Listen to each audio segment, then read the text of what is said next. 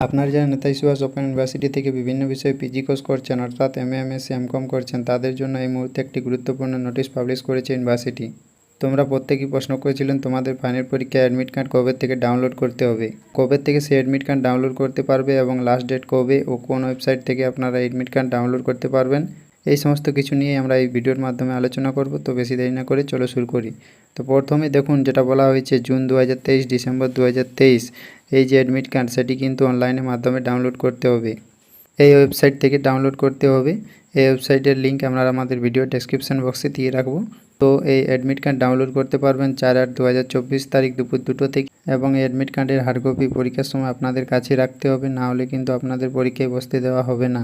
তো অবশ্যই কিন্তু আপনারা অ্যাডমিট কার্ড ডাউনলোড করে রাখবেন এবং এই অ্যাডমিট কার্ড কীভাবে ডাউনলোড করবে তাই স্টেপ বাই স্টেপ প্রসেস আমরা নেক্সট ভিডিওর মাধ্যমে জানিয়ে দেবো। তো এই ছিল আমাদের আজকের ভিডিওটি ভালো লাগলে নিশ্চয়ই একটা লাইক কমেন্ট করে দেবেন এবং আমাদের চ্যানেলে যদি নতুন হয়ে থাকো তাহলে আমাদের চ্যানেলটিকে সাবস্ক্রাইব করে দেবেন।